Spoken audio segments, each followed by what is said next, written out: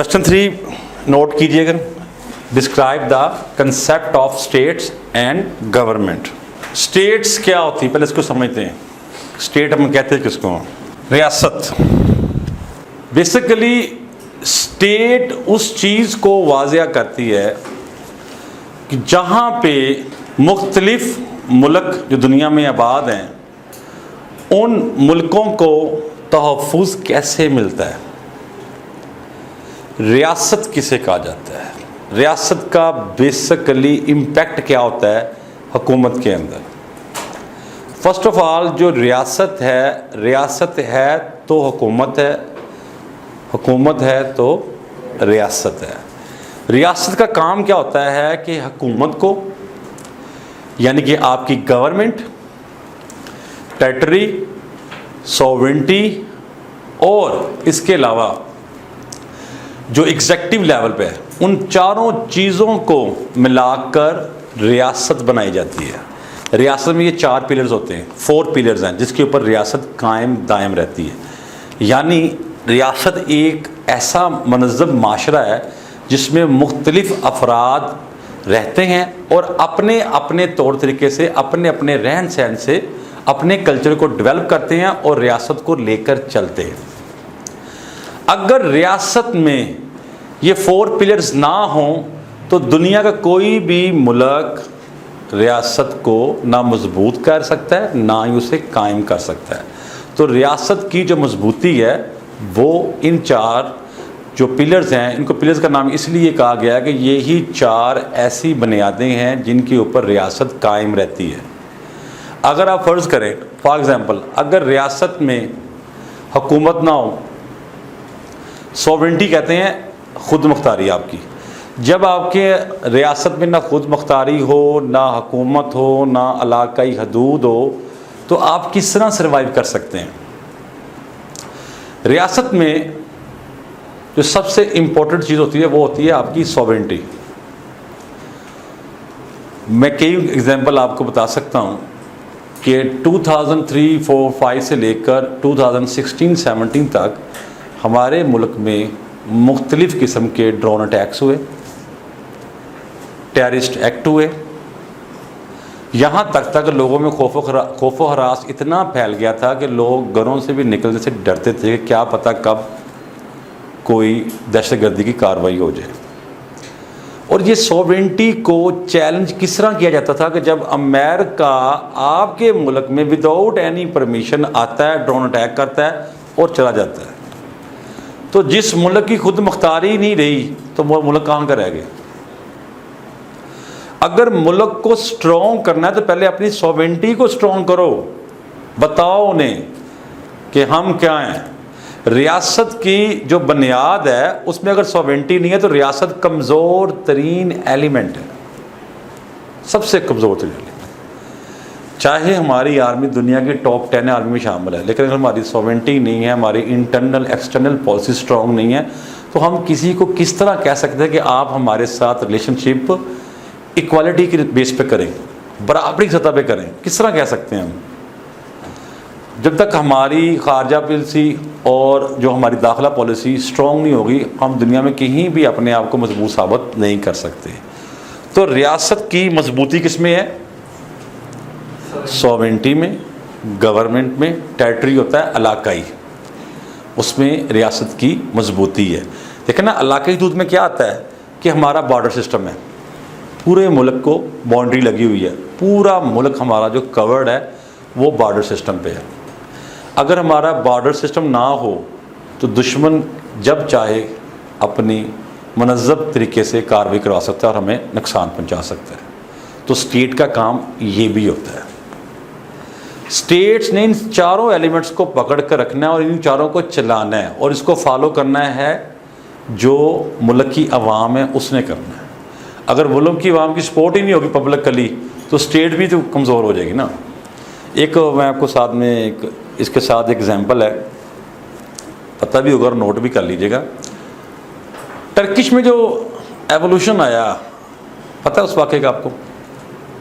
जो 2016 में टर्की में एक वाक़या हुआ कि आर्मी ने मार्शल लॉ लगाने की भरपूर कोशिश की جس میں ایک خاتون نکلی رات کے ٹائم اپنے بچے کے دودھ کے لیے، تو اس نے کہا کہ آپ نے اس لیمٹ سے کراس نہیں کرنا کیونکہ ملک کے اندر، شہر کے اندر کرفیو لگا ہوا ہے، لیکن مرتے نہ کچھ نہ کرتے، اس کو بچہ اپنا نظر آ رہا تھا، وہ بیچاری سٹینڈ لیتی ہے اور جو فوجی کے روکنے کے باوجود بھی وہ آگے آ جاتی ہے تو وہ اس کے اوپر فائرنگ کرتا ہے اور اس کی موقع پہ ڈیتھ ہو جاتی ہے۔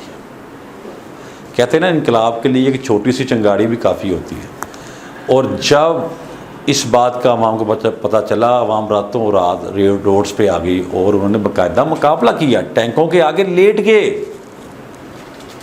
ایٹ دا اینڈ آرمی کو اپنی ہار ماننی پڑی اور سلنڈر کرنا پڑا، اور اس واقعے سے لے کر ابھی تک ایسا انہوں نے سسٹم بنا دیا کہ کوئی بھی آرمی چیف یہ سوچ ہی نہیں سکتا کہ میں آ کر ملک میں قبضہ کر لوں۔ تو مقصد کیا ہے بتانے کا کہ عوام، اگر عوام کی سپورٹ ساتھ میں ہے تو اسٹیٹ بھی زیادہ اسٹرانگ اور قائم ہے۔ ٹھیک ہو گیا؟ اس کی ایک ڈیفینیشن ہے، وہ لکھ لیں، میں لکھواتا ہوں آپ کو اسٹیٹس کی۔ ولسن کی لے لیں، ووڈراو Wilson. According to Woodrow Wilson, state means those people who are organized for law within a defined territory. TERRITORY. Note کر لیا بچے؟ ریپیٹ کر دوں اگر آپ کہتے ہیں تو؟ نوٹ ہو گیا؟ ٹھیک ہو۔ اب وہ جو 4 ایلیمنٹس ہیں اسٹیٹس کے، 4 ایلیمنٹس ہیں جس کے اوپر اسٹیٹس قائم ہیں۔ پہلا ہے پاپولیشن، دوسرا گورنمنٹ، تیسرا ہے ٹیریٹری یعنی کہ آپ کے علاقہ، اور 4تھ ہے سوورنٹی۔ اگر بیٹا ریاست میں نے بتایا پبلک ہی نہ ہو، عوام ہی نہ ہو، تو کیا ریاست بنانے کا مقصد؟ جب آپ ڈیموکریسی، تھوڑا سا بتا دوں گا آپ کو کہ ڈیموکریسی میں یہ چیز بڑی واضح ہوتی ہے کہ آپ نے جو بھی حکومت نے فیصلے کرنے اس میں عوام کی رائے، اس کی رائے ان کو شامل کرنا ضروری ہوتا ہے۔ ڈیموکریسی میں کیا ہوتا ہے کہ انڈیپینڈنٹلی عوام اپنی مرضی سے ووٹ دیتی ہے اور اپنے پسندیدہ نمائندے کو منتخب کر لیتی ہے، جس کو وہ سمجھتی ہے کہ یہ ہمارے مسائل کا حل کروائے گا۔ یعنی کہ وہ تنقید کرے یا تعریف کرے، اچھائی کرے یا برائی کرے، مسائل کو اجاگر کرے یا مسائل کو روکے، ڈیموکریسی میں ہر بندہ انڈیپینڈنٹلی ہے اپنی رائے کا اظہار کر سکتا ہے۔ اور سیکنڈلی ڈیموکریسی کے جو میجر پارٹ ہیں ان میں سب سے اہم پارٹ ہوتا ہے فنڈامنٹل رائٹس کا۔ اگر آپ عوام کو بنیادی حقوق ہی نہیں دیں گے تو عوام کا آپ کے ملک میں رہنے کا جواز ہی ختم ہو جاتا ہے۔ یہ ریاست کی ذمہ داری ہوتی ہے کہ وہ عوام کے جان و مال، عزت و آبرو کی حفاظت کرنا، ان کو بنیادی حقوق فراہم کرنا۔ اور بنیادی حقوق میں کیا آتا ہے؟ فریڈم آف اسپیچ آتا ہے، آپ کا ڈبیٹ آتا ہے، گھومنا پھرنے کی آزادی، تعلیم کی آزادی، صحت کی، روزگار کی، جائیداد کی، کاروبار کی، ایچ اینڈ ایوری تھنگ جو ایک عام سٹیزن کو چاہیے وہ بیسک فنڈامنٹل رائٹس پرووائڈ کرنا حکومت کی ذمہ داری ہوتی ہے۔ کس لیے ہوتی ہے؟ کیونکہ ریاست میں اگر عوام کا کردار ہی نہیں ہوگا تو ریاست کمزور ہو جائے گی۔ یہ وہ 4 پیلرز ہیں۔ تھرڈ آتا ہے ٹیریٹری، علاقہ۔ جو ہماری علاقائی حدود ہے، ذرا اس کو سمجھیے گا، ہر اسٹیٹ کی علاقائی حدود کو واضح کر دیا جاتا ہے کہ یہ حدود، یہ بارڈر سسٹم اس کا ہے۔ جیسے ہمارے ساتھ کون کون سے ممالک اٹیچ ہیں؟ بھارت ہے، چائنا ہے، جنوب مغرب میں ہمارا افغانستان آتا ہے، ایران آتا ہے۔ یہ وہ 4 ممالک ہیں جو مین ہیں، جن کی حدود ہماری حدود سے ملتی ہیں۔ تو جب ہم اس کو واضح کر دیتے ہیں کہ یہ ہماری حدود ہے، اس کو ہم نے کراس نہیں کرنا، یہ ہمارے بارڈر کی لیمٹ ہے، تو وہیں پہ ہماری رٹ قائم ہوگی نا، پھر ہی ریاست مضبوط ہوگی نا۔ یہ ایسا تھوڑی ہوگا کہ افغانستان کو بھی ہم کہیں جی ہمارا ملک ہے، اور ایران کو بھی کہیں ہمارا ملک ہے، اور پاکستان کو کہیں جی ہمارا ملک ہے۔ اس طرح نہیں ہوتا جب تک اس کی آئیڈینٹیفیکیشن نہ ہو جائے۔ جیسے افغانستان کا جو بارڈر ہے، ڈورنٹ لائن اسے کہتے ہیں، اس میں واضح بتا دیا گیا ہے کہ یہ حدود، یہاں پہ پاکستان کی حدود ختم ہو جاتی ہے اور یہاں پہ افغانستان کی حدود شروع ہو جاتی ہے. تو علاقائی حدود بھی ذمہ داری آتی ہے اسٹیٹس کی. آگے آتی ہے جی سوورنٹی، خود مختاری. خود مختاری کسی ملک کو بیٹا چیک کرنا ہونا یہ ملک کتنا تگڑا ہے اور کتنا کمزور ہے تو آپ اس کی فورن پالیسی پڑھ لیں. یعنی کہ جو اس کی فورن پالیسی ہے وہ بتا دے گی کہ وہ کتنا مضبوط ہے. اور اگر کسی ملک کو یہ چیک کرنا ہو کہ وہ انٹرنل لیول پہ کتنا مضبوط ہے تو آپ اس کی جو انٹرنل لیول کی پالیسی ہے یعنی کہ داخلے کی جو پالیسی ہے اس کو پڑھ لیں گے تو آپ کو اندازہ ہو جائے گا کہ ہمارا ملک کس لیول پر ہے، کتنا کہ ہم آزاد ہیں اور کتنا آزادانہ فیصلے کرتے ہیں. ریاست کا کام بھی یہ ہے وداؤٹ اینی پریشر آپ ڈیسیشن میکنگ کریں، حکومت کے لیے، عوام کے لیے، خود مختاری کے لیے اور علاقائی حدود کے لیے آپ ڈیسیشن کریں، کیونکہ حکومت کا اور ریاست کا چولی دامن کا ساتھ ہوتا ہے. ریاست کا وجود حکومت سے ہے اور حکومت کا وجود ریاست سے ہے. یہاں تک ٹھیک ہے؟ یہ 4 پوائنٹس آپ کو کلیئر ہو گئے؟ اینی کنفیوژنگ؟ نیکسٹ اس میں آتا ہے جناب اسلامک کنسیپٹ. ایک آتا ہے Islamic concept of state. Islamic concept of state. اسلام یہ بیٹا سمجھیے گا کہ اسلام کیا کہتا ہے ریاست کے متعلق. اللہ تعالیٰ نے ریاست کو قائم کرنے کے لیے اس کے رولز بنائے. جیسے ہم کوئی نیا ملک بات کریں گے تو پہلے ہم وہاں پہ قوانین بنائیں گے، رولز اینڈ ریگولیشن بنائیں گے، ٹرمز اینڈ کنڈیشنز رکھیں گے جس کے تحت جو سٹیزنز ہیں وہ اس کو فالو کریں گے اور ملک میں امن کو فروغ ملے گا. اسی طرح اسلام کہتا ہے جب اب نیا اسلامی ریاست یا جو پہلے سے جو قائم ریاست ہے اس کو اگر آپ نے اسلامی ریاست بنانا ہے تو اس کے اصول ہیں. پہلا اصول ہے اس کا اقتدار اعلیٰ، یعنی کہ اللہ تعالیٰ کی ذات اس کائنات اور آخرت کا حاکم اور مالک ہے. اللہ تعالیٰ فرماتے ہیں کہ جو آپ کے ریاستی منتخب نمائندے ہیں ان کو جو اختیارات دیے ہیں وہ ان اختیارات کو امانت سمجھ کر استعمال کرے. اسلام یہ کہتا ہے کیونکہ اقتدار اعلیٰ میں طاقت کا سرچشمہ اللہ تعالیٰ کی ذات ہے. اس کے بعد یہ ریاستی نمائندے آتے ہیں، وہ کون سے اختیارات ہیں جس کو سمجھ کر وہ ریاست میں اسلامی امن کو فروغ دے سکتا ہے. ان میں جو اختیارات ہے وہ یہ ہے کسی کے ساتھ ظلم نہ کرو، زیادتی نہ کرو، غریب اور امیر کی تفریق ختم کر دو، کیونکہ اللہ تعالیٰ ہی خالق اور مالک ہے اس کائنات کا بھی اور آخرت کا بھی. تو جو پہلا رول ہے اس کا ہے اقتدار اعلیٰ. دوسرا رول ہے جس کا سوشل جسٹس، یعنی کہ معاشرتی عدل و انصاف. اسلام کہتا ہے کہ آپس میں عدل قائم کرو، یہ تقویٰ کے قریب تر ہے. کیسے قریب تر ہے؟ کہ جب عدل کے لفظی جو معنی ہے نا جی اس کے معنی ہے صحیح چیز کو صحیح جگہ پہ رکھنا. یہ عدل کے لفظی معنی ہے، یعنی کہ ترازو کو پورا تولنا ہے برابری پہ. یہ نہیں کہ میرا بھائی ہے، رشتہ دار ہے یا میرا عزیز ہے تو اس کے لیے میں اور قانون بناؤں اور لوگوں کے لیے اور قانون بناؤں. جو غریب کے لیے اور قانون ہے، امیر کے لیے اور قانون ہے. اسلام اس کو منع کرتا ہے.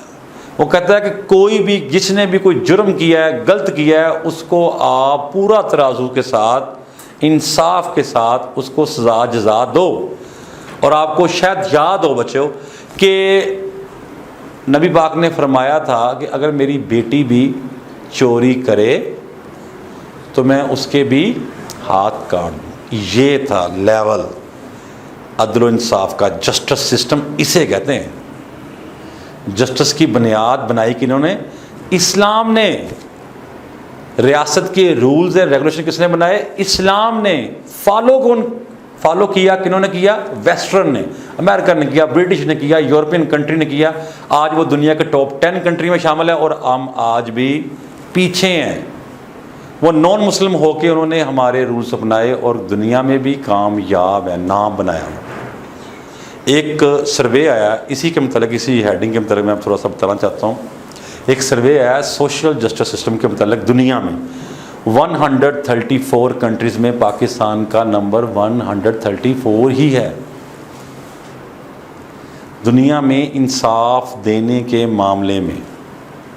اور جو دنیا کے ٹاپ 3 کنٹریز ہیں جنہوں نے انصاف دیا، پولینڈ، ناروے، ڈنمارک، یہ ٹاپ 3 کنٹری جو انصاف کے معاملے میں 100% ہیں، جو انصاف پورا کرتے ہیں. یہ نہیں دیتے وہ غریب ہے، وہ ٹیکس پیئر ہے، وہ ہمیں پیسے دے رہا ہے، ڈزنٹ میٹر. جب انصاف کرنا ہے تو برابری سطح پہ کرنا ہے، یہ نہیں رکھنا کہ فرق رکھنا ہے اس کے لیے. اور وہ کس طرح انصاف کرتے ہیں؟ وہ ہمارے جو اسلامک جو کنسیپٹ آف اسٹیٹ ہے اس کے ذریعے رکھتے ہیں. پہلا رول ہوا اقدار اعلیٰ، دوسرا ہوا سوشل جسٹس سسٹم، تھرڈ آتا ہے ایکویلٹی، جسے ہم کہتے ہیں مساوات. ساتھ ساتھ نوٹ کرتے ہیں. تھرڈ ہوتا ہے ایکویلٹی، مساوات. مساوات کے لفظی معنی کیا ہے؟ برابری، یعنی کہ برابری کی سطح پہ رہنا.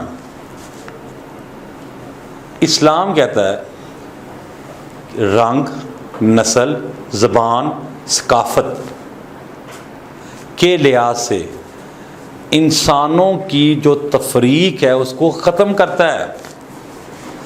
وہ کہتا ہے کہ تمام انسان برابر ہیں. اسلام ہی نے تو انسان کو اشرف المخلوقات بنایا نا، کہ جتنی بھی دنیا میں مخلوق ہیں اس سے عظیم تر انسان ہے. تو ہم ذاتوں میں پڑھیں، رنگ نسل میں پڑھیں کہ اس کی ذات بڑی ہے، اس کی ذات چھوٹی ہے، یہاں وہ زیادہ کما رہا ہے، وہ کم کما رہا ہے، وہ کیسا ہے، وہ غریب ہے، وہ امیر ہے. اسلام اس کی تفریق ختم کرتا ہے. یہاں تک نبی پاک نے اپنے آخری حجۃ الوداع میں کیا فرمایا تھا؟ کسی عربی کو اجمی پر، کسی اجمی کو عربی پر، کسی گورے کو کالے پر اور کالے کو گورے پر کوئی فوقیت حاصل نہیں ہے سوائے تقویٰ کے. جب ہمارے نبی نے یہ فرما دیا تو کیا ہم فالو کر رہے ہیں؟ اس کا مطلب ہم اس میں فالو بھی نہیں کر رہے. ہم علمدار بنتے جی ہم مسلمان ہیں، اسلام کے علمدار ہیں، ہم نے ایسے کیا، لیکن ریئلٹی اس سے دور ہے. وہ جو دوسری کنٹریز ہیں، اگر میں کمپیریزن کروں ویسٹرن، کیونکہ جو پولیٹیکل سائنس کا جو بیسک چیز ہے یہ کمپیریزن بیس کے اوپر ہے. ویسٹرن تھاٹس اور ایسٹ تھاٹس، اس کو ملا کے انہوں نے پولیٹیکل سائنس کو ایک شیپ دی ہے. سوشل، بیسیکلی پولیٹیکل سائنس کا جو مقصد ہے نا وہ ہے جو سوشل لیول پہ، یعنی جو سماجی لیول پہ ہے، جتنی بھی انسان کے روزمرہ کے معاملات ہیں اس کو اکٹھا کر کے ایک انہوں نے نام دے دیا پولیٹیکل سائنس. تو جب ہم ان کو دے نہیں رہے، ایکولیٹی رائٹس دے نہیں رہے، مساوات رکھ نہیں رہے، لیکن وہ تو رکھ رہے ہیں نا. وہ یہ تو دیکھتے ہیں مسلمان ہے یا نان مسلم ہے، انہوں نے رول بنا دیا، رول سب کے لیے، چاہے وہ اس کا سٹیزن ہے چاہے وہ سٹیزن نہیں ہے. جب وہ ملک کی حدود میں داخل ہو گیا تو رولز لاگو ہو گئے. بیٹا 4تھ پوائنٹ لکھیں.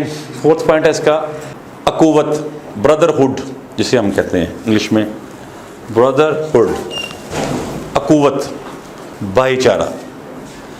قرآن کریم میں ارشاد ہے کہ تمام مسلمان آپس میں بھائی بھائی ہیں. تمام مسلمان آپس میں بھائی بھائی ہیں اور ایک مسلمان دوسرے مسلمان کے دکھ سکھ میں شامل ہوگا، اس کی تکلیف کو اپنی تکلیف سمجھے گا، اس کے دکھ سکھ میں شامل ہوگا تو ہی اس کے لیے آسانیاں پیدا ہوں. مقصد کیا تھا اخوت کا؟ وہ کون سا ایسا واقعہ جس کی وجہ سے ہمیں اخوت کا درس دیا گیا؟ وہ آپ کو یاد ہوگا کہ جب انصار مکہ سے مدینہ ہجرت کر کے آئے تو وہ پریشان تھے، ان کے پاس کوئی سامان نہیں تھا، کوئی چیز نہیں تھی. جب نبی پاک نے یہ چیز دیکھی تو انہوں نے ساتھ ہی فرمایا کہ تم سب اب آپس میں بھائی بھائی ہو، ایک دوسرے کو بھائی بنا لو، ایک دوسرے کے دکھ سکھ میں شامل ہو. جو اس سے کیا تھا کہ محبت بڑھتی ہے، احساس کا جذبہ پیدا ہوتا ہے، ایک دوسرے کے لیے آسانیاں پیدا ہوتی ہیں. یہ کنسیپٹ تھا اسلام کا، بردرہڈ کا.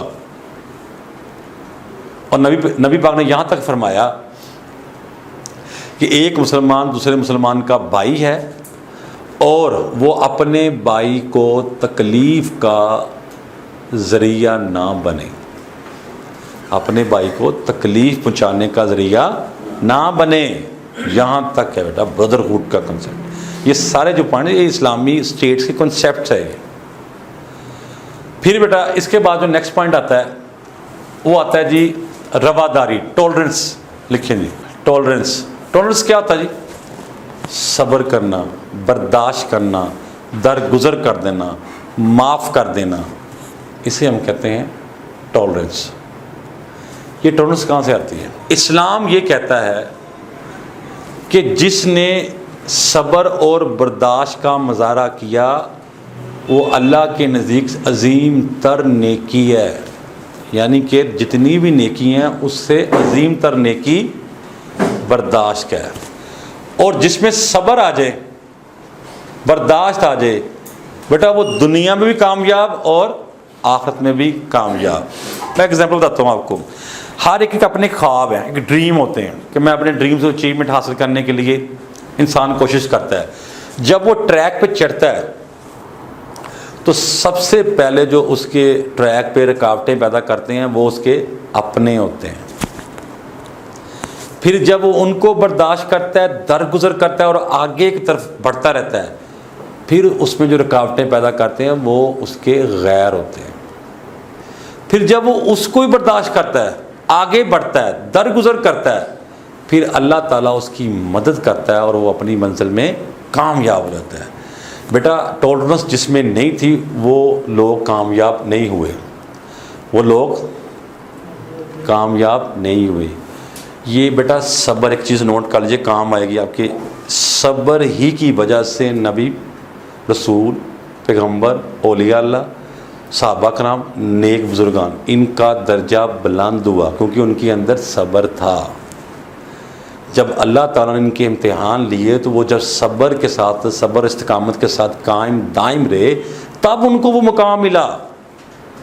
اگر ان میں صبر نہ ہوتا، برداشت نہ ہوتا، درگزر نہ ہوتا، معاف کرنے کا جذبہ نہ ہوتا تو کیا ان کو یہ مقام ملنے تھے؟ سوچے ان کو یہ مقام مل گئے تو آپ کو بھی مل سکتے ہیں. دنیا میں، موجودہ دنیا میں، ان دا پریزنٹ ورلڈ لاکھوں مثالیں ہیں کہ جو لوگ زیرو سے ہیرو بنے، لیکن بنے وہ صبر کے ساتھ ہی، استقامت کے ساتھ لگے رہے، محنت کرتے رہے، اللہ تعالیٰ نے ساتھ دیا اور وہ کامیاب. سو رواداری بھی یہی چیز سکھاتی ہے، ٹالرنس ہمیں سکھاتی ہے کہ آپس کے جو باہمی جھگڑے ہیں اس کو ختم کرو، درگزر کر دو. اگر کسی نے آپ کے ساتھ زیادتی کی ہے، غلطی کی ہے، برا کیا ہے، یا تو اس کو معاف کر دو یا اس کو اگنور کر دو، یا پھر اللہ کی بارگاہ میں انصاف کے پہلو کے طور پر رکھ دو کہ اللہ تعالیٰ بہترین انصاف کرنے والا ہے. تو بیٹا یہ اسلام کا سب سے جو گولڈن رول ہے اس میں ٹاپ پہ اس کا نام آتا ہے ٹالرنس کا. ٹھیک ہے جی. نیکسٹ پوائنٹ ہے بیٹا اس کے بعد رسپانسبلٹی، اسے ذمہ داری کہتے ہیں. پہلا وہ لکھ لیا اقدار اعلیٰ، دوسرا آپ کا آ گیا سوشل جسٹس سسٹم آ گیا، تھرڈ میں آ گیا ایکویلٹی، فورتھ میں آ گیا بردرہڈ، ففتھ میں آپ کی آ گئی ٹالرنس، اینڈ سکس میں آپ کی آ گئی رسپانسبلٹی. اب رسپانسبلٹی کیا ہے یہ سمجھیے گا ذرا بیٹا. یہ جو چھٹا رول ہے اسلامی ریاست کو قائم کرنے کا، جو کنسیپٹ آف اسلامک اسٹیٹ ہے اس کا، اسلامی معاشرے میں ریاست کی ذمہ داری ہے کہ وہ معاشرے میں تمام جو انسان یا لوگ رہتے ہیں ان کو بنیادی حقوق فراہم کرے، ان کو جو ان کے حق ہیں وہ ان کو ملے. یہ ریاست کی ذمہ داری ہے کہ یہ، اور ساتھ ساتھ جو ان کی عزت جان و مال کی حفاظت کرے، ان کے لیے آسانیاں پیدا کریں. یہ ریاست کی ذمہ داری ہوتی ہے. اور شہریوں کی ذمہ داری کیا ہوتی ہے کہ وہ جب ریاست کو ضرورت پڑے تو وہ ریاست کے ساتھ کھڑی رہے، اس کی مدد کرے. یہ شہریوں کی ہوتی ہے. یہ 6 جو رولز ہیں نا جو میں نے آپ کو لکھوائے ہیں بیٹا، یہ ہے اصل میں کنسیپٹ آف اسلامک اسٹیٹ.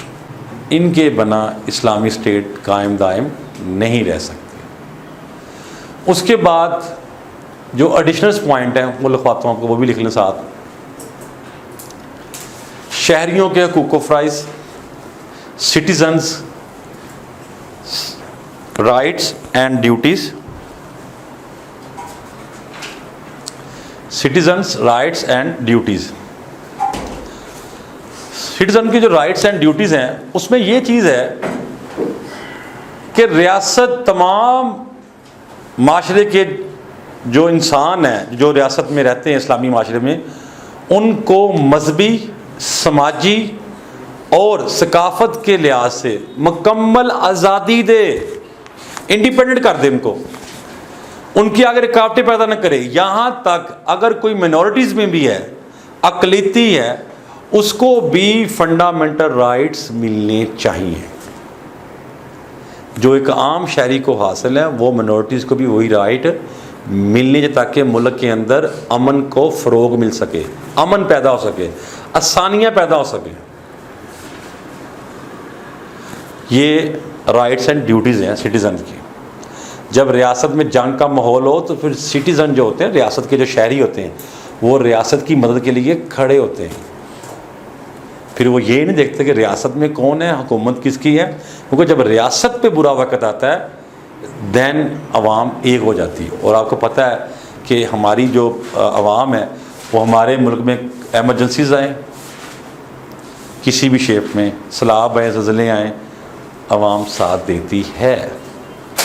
عوام میں کوآپریٹو کا جذبہ ہے, تعاون کرنے کا جذبہ ہے. اسی وجہ سے ہمیں وہ جو امیج ہے ہمارا دنیا میں وہ ایک اچھے شہری ہونے کا بھی ہے احساس. یہ بھی ایک پازیٹیو پوائنٹ ہے. میں اپنے ملک کے حوالے سے بات کر رہا ہوں کہ جو ہمارے ملک کا یہ بھی, جس طرح اگر ان کے پاس بھی ایگزامپلز ہیں تو ہمارے پاس بھی ایگزامپلز ہیں. اور ایک اور چیز ہے کہ اگر آپ سے کوئی پوچھتا ہے, اکثر وہ ایم سی کیو میں سوال کرتا ہے کہ جو بیسک فنڈامنٹل رائٹس کا دنیا میں سب سے پہلے ابتدا کہاں سے ہوا تھا, تو آپ بتا سکتے ہیں کہ دنیا میں فنڈامنٹل رائٹس کی جو بنیاد رکھی وہ ہمارے نبی حضرت محمد صلی اللہ علیہ وسلم نے آج سے 1400 سال پہلے ہی رکھ دی تھی. یہ جو انہوں نے اپنے حج میں خطبہ فرمایا تھا تو وہ یہی تھا, بنیادی حقوق ہی تھے کہ رنگ نسل کو ڈسکرمنیشن ختم کر دو, ذات پات کو ختم کر دو, اس کی ذات بڑی ہے چھوٹی ختم کر دو, سب برابر ہیں, سب کے حقوق جیسے ہیں, سب کو احترام دو, سب کی رسپیکٹ کرو, سب کو ساتھ لے کے چلو, ظلم نہ کرو, رحم کرو, ایک دوسرے کے ساتھی بنو, مضبوط کرو. یہ ہے فنڈامنٹل, جس کو آج ویسٹرن کنٹریز اپنے آپ کو چیمپئن مانتے کہ ہم فنڈامنٹل رائٹس کے چیمپئن ہیں, لیکن ایکچولی فنڈامنٹل رائٹس کی جو ابتدا تھی وہ نبی پاک نے ہی کر دی تھی آج سے 1400 سال پہلے. کیونکہ یہ اکثر ایم سی کیو میں اس طرح کوشچن جو پوچھتا ہے کہ اسلامک کنسیپٹ آف اسٹیٹ میں جو فنڈامنٹل رائٹس ہے اس کی ابتدا کہاں سے, تب پتہ ہو آپ کو کہ یہ نبی پاک حضرت محمد صلی اللہ علیہ وسلم نے بنیاد رکھی تھی. ٹھیک ہو گئے. اب لاسٹ پوائنٹ ہے اس کا, اسی کا اسلامک کنسیپٹ کا, Islamic rules and public morality effect, یعنی کہ جو اسلامی اصول ہیں اس کے عوام پر کیا اثرات پڑے. اگر تو اسلامی ریاست ہو جاتی ہے قائم, ٹھیک ہے, تو عوام پر اس کے جو اثرات ہیں وہ لازمی بات ہے بیٹا وہ پازیٹیو پڑیں گے. وہ کیسے؟ معاشرے میں عدل و انصاف ہوگا. جب معاشرے میں بیٹا جسٹس سسٹم سٹرونگ ہو جائے گا تو ایٹومیٹکلی معاشرے میں امن کو, ماحول کو فروغ ملے گا. لوگ آپس میں جو باہمی جھگڑے ہیں اس کو ختم کریں گے, ایک دوسرے کا ساتھ دیں گے اور ریاست میں بہتری لے کے آئیں گے اگر ہم ان رولز کو فالو کریں گے. جب بھی اسلامی کنسیپٹ بنانا ہو, اور یہ ایسا کنسیپٹ ہے جس کو باقی سب دنیا کنٹریز نے فالو کیا لیکن ہم نے ابھی تک اس کو امپلیمنٹ نہیں کیا. اور بیٹا ایک اور بات آپ کے کنسیپٹ کے لیے کہ دنیا میں جو اسلامک کنٹری ہیں وہ ہیں آئی تھنک سو 57 کنٹریز میں ایک بھی کنٹری ایسی نہیں ہے جس میں اسلامک رولز لگے ہوں. یہ پورا پیٹرن جو ہے اسلامک ریاست کو قائم کرنے کے جو رولز ہیں ریگولیشن جو میں نے بتائے ہیں ان میں بہت کم ہے. 1-2 پکڑے ہوں گے, کسی نے 3-4 پکڑے ہوں گے, لیکن مکمل امپلیمنٹ نہیں ہے. جنہوں نے مکمل امپلیمنٹ کیا وہ آج بھی آ گئے ہیں. اور آج وہ دنیا کے ٹاپ 10 ملکوں میں شامل ہے.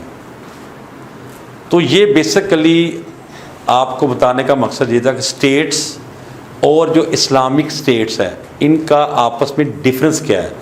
اس اسٹیٹ میں کیا آتا ہے؟ پاپولیشن، آبادی، second government, third territory, fourth sovereignty, یعنی کہ آپ کا علاقائی حکومت، خود مختاری اور آبادی. آبادی سے مراد تھا پبلک، عوام. یہ 4 پلرز ہوتے ہیں جو اسٹیٹس کو اسٹرانگ کرتے ہیں. اگر ان چاروں میں ایک بھی پلر کم ہو جائے تو ریاست کمزور ہو جاتی ہے اور ریاست کا آہستہ آہستہ وجود ختم ہونا شروع ہو جاتا ہے. اسی کے ساتھ ساتھ جو اسلامک اسٹیٹس ہیں اس میں یہی رولز تھے: ادارے اعلیٰ، social justice, equality, brotherhood, tolerance, responsibility, citizen rights and effect, morality and Islamic effect. یہ بیٹا ٹوٹل یہ بیس کرتا ہے اس کے اوپر. اب ایک اور چیز بتا دوں آپ کو، جب بھی آپ نے بیٹا سوال اٹیمپٹ کرنا ہے 2 چیزوں کو ذہن میں رکھنا ہے. ایک لکھنا ہے انٹروڈکشن، جو میں نے شروع میں آپ کو تعارف کرایا کہ اسٹیٹ ہوتی کیا ہے، اس کا مقصد کیا ہے. وہ ہوتا ہے ہمارا انٹروڈکشن، ساتھ میں ڈیفینیشن، اس کے بعد ہیڈنگس، پھر اس کو ایکسپلین کرنا ہے 1 سے 2 یا 3 لائنوں میں. اس کے بعد پھر اینڈ پہ آئے گا ہمارا کنکلوژن. کنکلوژن لازمی لکھے گا، اس کے 2 نمبر لازمی ہوتے ہیں. کنکلوژن کی ہیڈنگ لازمی لکھنی ہے. جب بھی ہم نے لانگ کویشچن اٹیمپٹ کرنا ہے تو ہر سوال کو جب وائنڈ اپ کرنا ہے، جیسے اس کو اپنے وائنڈ اپ کرنا ہے تو اس کے اینڈ پہ ایک کنکلوژن لکھنا ہے آپ نے کہ اس کا کنکلوژن کیا ہوتا ہے. وہ آپ اپنے الفاظ میں 2 سے 3 لائنوں میں بیان کر سکتے ہیں. جو آپ کو سمجھ آئی اس کے مطابق آپ اس میں لکھ سکتے ہیں 1 سے 2 لائنوں میں. ٹھیک ہے جی. اور پیٹرن کچھ نئے اسٹوڈنٹ کو بتا دوں. پیٹرن اس میں یہ ہے کہ ٹوٹل ہمارا ہوگا 100 مارکس کا. اس میں 7 ملیں گے سبجیکٹو، 1 ملے گا ہمیں آبجیکٹو. جو آبجیکٹو وہ 20 نمبر کا ہے. باقی جو 80 نمبرز کے مارکس کے کوشچن ہوں گے وہ ملیں گے ہمیں 7، اور 7 میں سے ہم نے کرنے ہیں 4. 20 نمبر کا ایک کوشچن ہوتا ہے. تو یہ ہمارا ٹوٹل پیٹرن ہے. 45 والا پاس ہوتا ہے اور 40 پلس والے کو ایگریگیٹ مارکس مل جاتے ہیں. اگر آپ کے دوسرے جو سبجیکٹ میں نمبر زیادہ ہیں 50 پلس ہے تو وہ ایگریگیٹ لگا کے آپ کو پاس بھی کر سکتے ہیں. ٹھیک ہے جی، یہاں تک کلیئر ہے؟